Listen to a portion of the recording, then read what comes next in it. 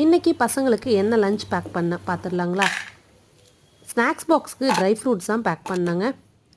பாதாம், டேட்ஸ், அப்புறமா கொஞ்சம் கேஷ்யூ.